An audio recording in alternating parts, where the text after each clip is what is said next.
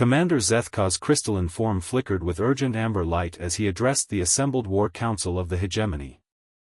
The massive chamber aboard the flagship Dominion's edge hummed with the tension of a dozen alien species, all united in their hunger for conquest.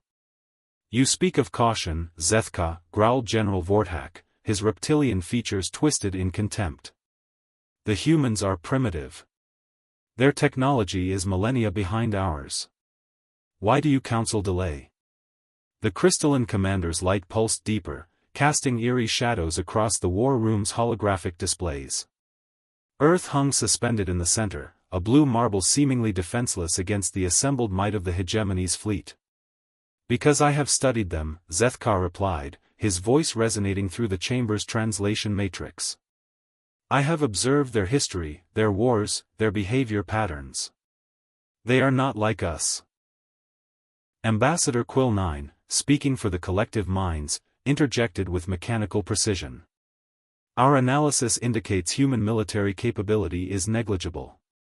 Their nuclear weapons are crude. Their space presence minimal. Victory probability, 99.7%. Victory?" Zethka's form flared brighter. "Yes, we could defeat them easily. But that is not the question we should ask. The question is, what happens after?"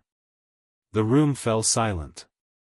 Fleet Admiral Korax, his gas form shifting impatiently within his containment suit, finally spoke. "Explain yourself, Commander. The Council grows weary of riddles." Zethka activated the holographic displays, showing footage from human conflicts throughout their history. "Observe their wars. The Punic Wars, Hannibal defeated Rome repeatedly, yet Rome never surrendered. They fought for decades until Carthage was ash. The Mongols conquered them, yet they outlasted the Mongol Empire.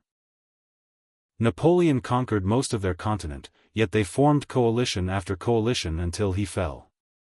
The images shifted to more recent conflicts. World War II, their entire world burned, cities reduced to rubble, millions dead. Did they surrender? No. They fought house to house, street to street. And when their enemies thought they had broken them, the humans became more dangerous, not less." General Vortak snorted. "Ancient history. They have grown soft." "Have they?" Zethka's form pulsed with dark energy.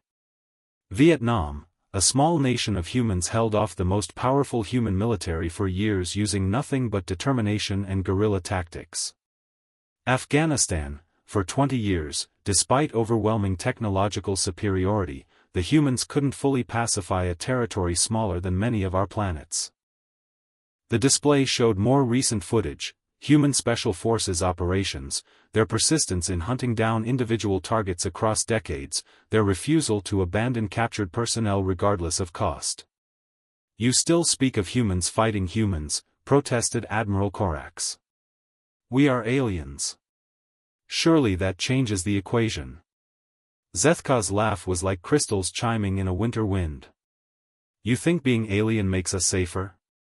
Look at their fiction, their entertainment. They dream constantly of alien invasion, and in every story, every simulation, every game, they fight back. They have spent generations preparing psychologically for our arrival." The chamber's lighting dimmed as Zethka continued. "But here is what truly should terrify us: humans do not fight wars to win. They fight wars to make their enemies regret starting them. They are uniquely capable of tactical defeat and strategic persistence. They will take casualties that would break any other species and call it acceptable losses." "You overestimate them," Vortak growled, but his voice lacked its earlier confidence. "Do I? Let me paint you a picture of conquest." Zethka's form darkened to deep crimson. "We invade. We win the first battles easily, their military crumbles before our technology. We occupy their major cities, destroy their governments. Victory, yes?" The assembled commanders nodded uncertainly. "Then the real war begins. Every human becomes a potential enemy. They know their own world better than we ever could. They blend into populations we cannot distinguish between combatant and civilian. They use their own infrastructure against us, turning their communications into coordination networks, their transportation into supply lines for resistance. The holographic display showed human urban environments. Millions of buildings, countless hiding places, infrastructure too complex for any occupying force to fully control. They will attack our supply lines, our communication networks, our isolated outposts. They will study our technology, reverse engineer our weapons, turn our own tools against us. And when we retaliate, when we grow frustrated and strike at civilians, we create 10 new enemies for every one we eliminate. Zethka's form now blazed with warning light. But the worst part, the truly terrifying part, is that humans don't forget. Ever. They will teach their children to hate us. They will embed the resistance into their culture, their religion, their very identity. We will not be fighting one generation of humans, but every generation that follows. The silence in the chamber was absolute. They will follow us home, Zethka continued quietly. Even if it takes centuries, they will develop the technology to reach our worlds. And when they do, they will remember every civilian we killed, every city we destroyed, every family we separated. They will come not for conquest, but for justice, and their definition of justice is absolute. Admiral Corax's gas form swirled nervously.